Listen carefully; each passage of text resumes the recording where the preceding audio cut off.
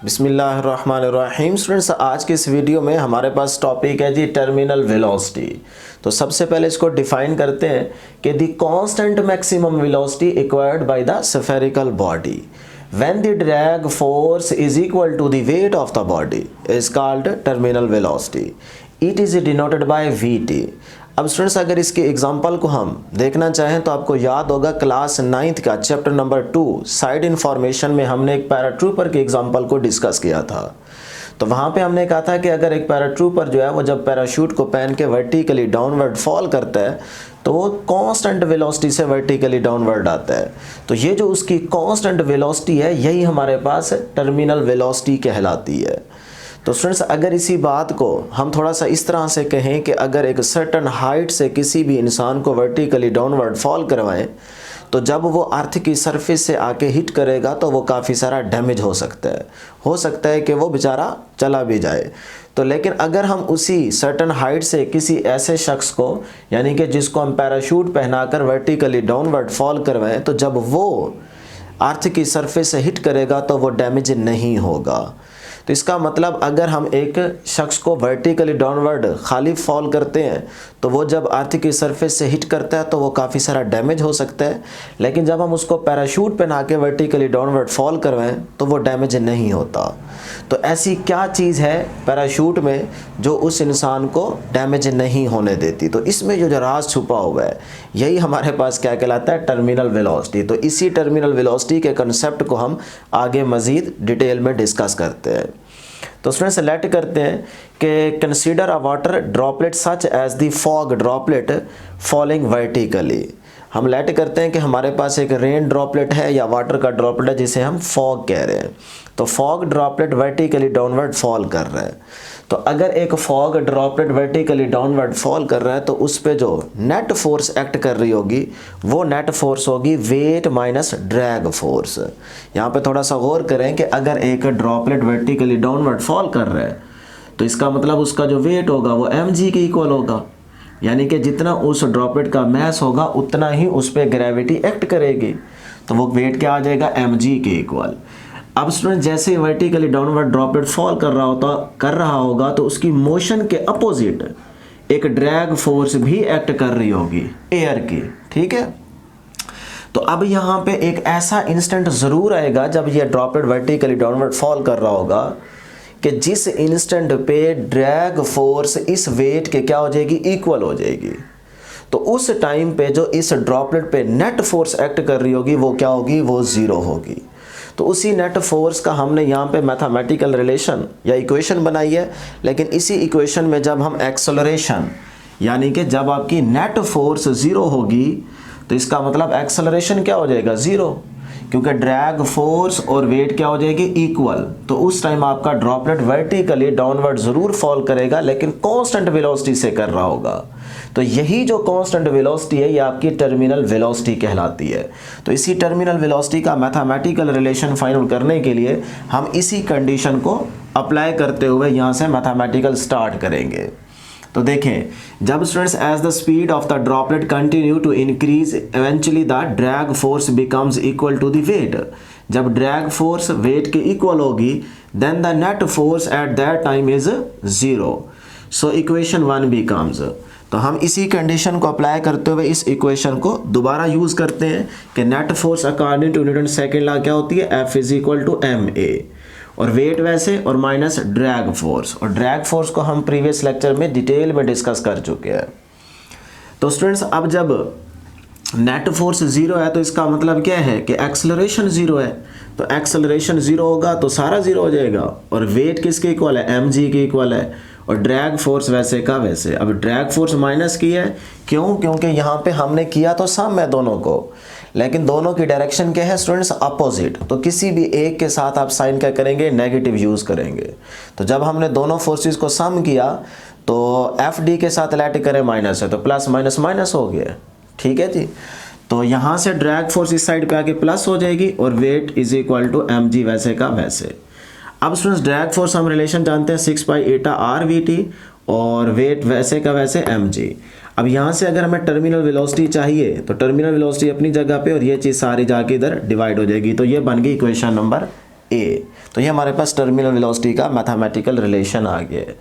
अब स्टूडेंट्स अगर इस इक्वेशन पे गौर करें तो यहाँ पे मैथ्स को फाइंड आउट करना थोड़ा सा हमारे लिए डिफ़िकल्ट है, तो हम इसीलिए इस इक्वेशन को थोड़ा और मज़ीद मॉडिफाई करते हैं।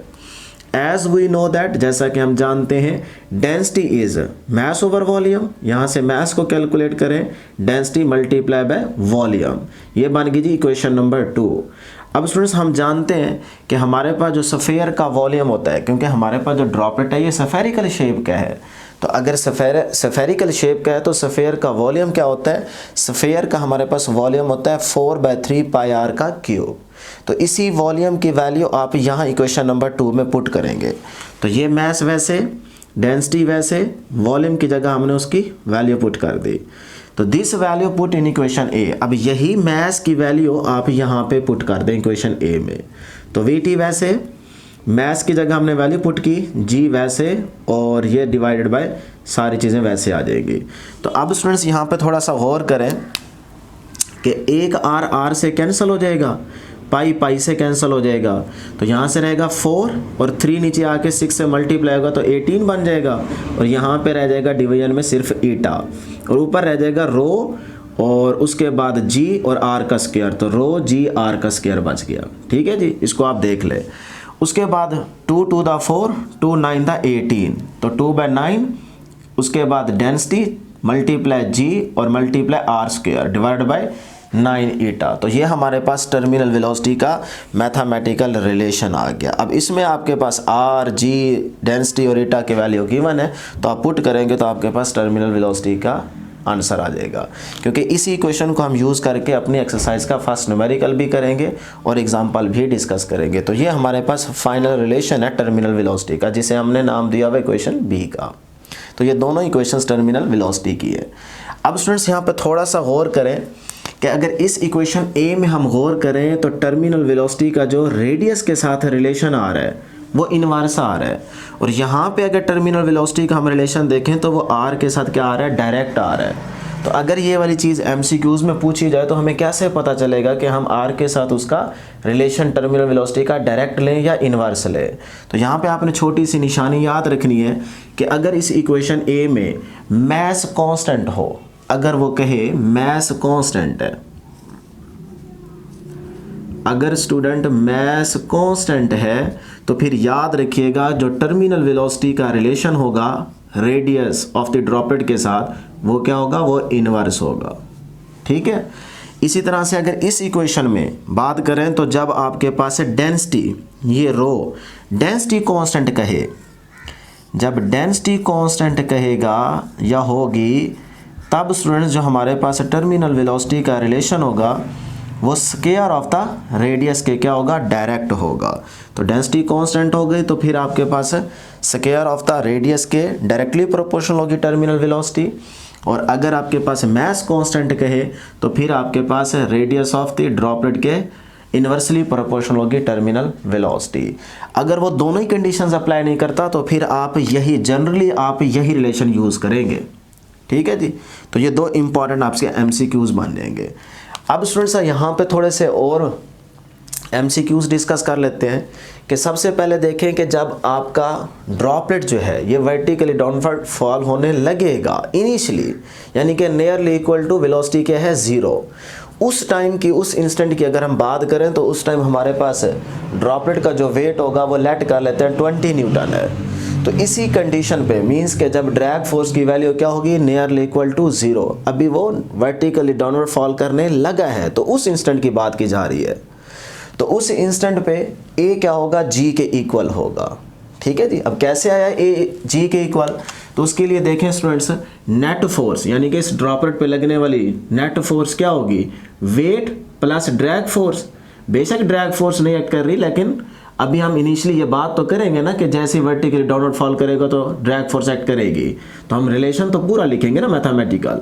तो net force is equal to weight plus minus minus हो जाएगा, कोई डायरेक्शन अपोजिट होगी, ड्रैग फोर्स जब ये मूव करेगा तो इसकी मोशन के अपोजिट ड्रैग फोर्स एक्ट करेगी, तो इसीलिए हमने ड्रैग फोर्स का साइन माइनस कर लिया हुआ है। ठीक है। अब ड्रैग फोर्स तो क्योंकि इनिशियली यहाँ पे अप्लाई ही नहीं हो रही, तो ड्रैग फोर्स की वैल्यू क्या हो जाएगी स्टूडेंट्स, 0। तो ड्रैग फोर्स की जगह 0, weight is equal to m g. अब एम एम से कैंसिल, तो ए किसके इक्वल आ गया, जी के इक्वल आ गया। तो इस सिचुएशन में ए क्या होगा, जी के इक्वल होगा। तो वो सिर्फ एमसीक्यूज में आपको ये वाली डायग्राम दे के पूछ सकता है कि ए लेस देन जी है, ए ग्रेटर देन जी है, ए इक्वल टू 0 है, या ए जी के इक्वल है। तो इस सिचुएशन को देख के आप ए इज इक्वल टू जी समझ जाएंगे। उससे नेक्स्ट बात करते हैं जी, अगर अब हमारे पास जो ड्रॉपलेट है ये वर्टिकली डाउनवर्ड फॉल करने लगा है, तो इसका वेट कितना है, 20 न्यूटन। अब हम लेट करते हैं कि जो एयर की यानी कि फोर्स लग रही है, ड्रैग फोर्स जिसको हम कह रहे हैं, तो एयर की जो फोर्स एक्ट कर रही है ड्रॉपलेट पे वो वर्टिकली अपवर्ड एक्ट कर रही है, और वो हम लेट करते हैं 5 न्यूटन है।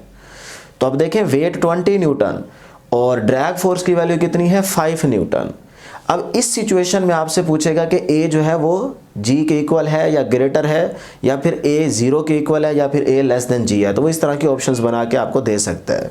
तो याद रखिएगा इस सिचुएशन में अब ड्रैग फोर्स तो 0 के इक्वल नहीं है, तो वही दोबारा फार्मूला यूज करेंगे। अब drag force not equal to 0, तो इसीलिए इसको सॉल्व करेंगे तो ए इस केस में क्या आएगा, जी से लेस आएगा।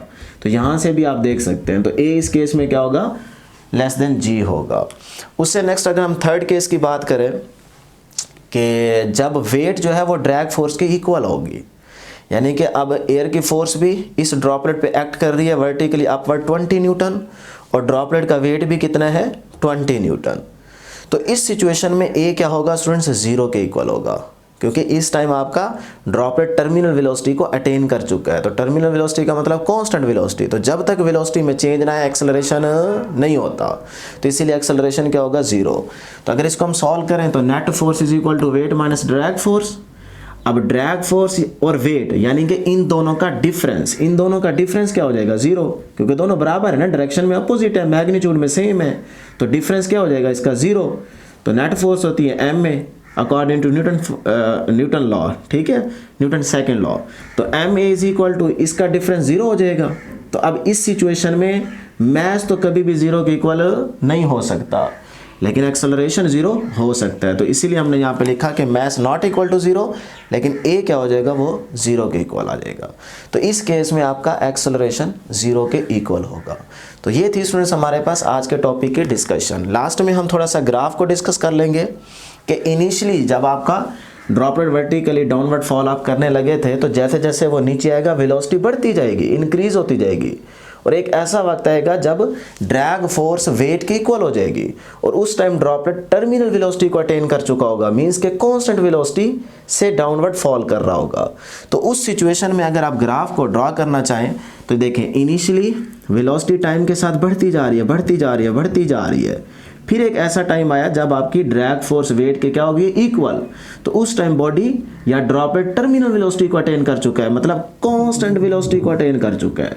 तो इस पॉइंट पे कांस्टेंट वेलोसिटी से वो वर्टिकली डाउनवर्ड फॉल करता रहेगा। तो ये आपका ग्राफ बन जाएगा। इसी तरह से यहाँ से भी आपसे ग्राफ के एमसीक्यूज पूछे जा सकते हैं। तो अगर इस रिलेशन में देखें, टर्मिनल वेलोसिटी इनवर्सली प्रोपोर्शनल है आर के, तो आर और टर्मिनल वेलोसिटी का अगर रिलेशन पूछे, ग्राफ ड्रा करने को कहे, तो ये आपके पास कर्व आएगी, ठीक है। तो आर बढ़ता जाएगा, वी टी कम होता जाएगा, और अगर आर कम होता जा रहा है तो वी टी बढ़ता जाएगा, इनवर्सली प्रोपोर्शनल है। इसी तरह से इस रिलेशन से अगर वी टी डायरेक्टली प्रोपोर्शनल है स्क्वायर ऑफ द रेडियस के, इसका ग्राफ प्लॉट करना हो तो फिर आपके पास स्टूडेंट्स ये है। तो आर स्क्वायर एक्स एक्सिस के अलॉन्ग, वाई एक्सिस के अलॉन्ग टर्मिनल वेलोसिटी, तो दोनों डायरेक्टली प्रोपोर्शनल है, तो इसलिए हमारे पास क्या आ जाएगी, इंक्लाइंड स्ट्रेट लाइन आ जाएगी। तो ये थी स्टूडेंट्स हमारे पास आज की डिस्कशन। उम्मीद करता हूँ कि आपको ज़रूर समझ आई होगी। आज के लिए इतना ही। दुआओं में ज़रूर याद रखिएगा। अल्लाह हाफिज़।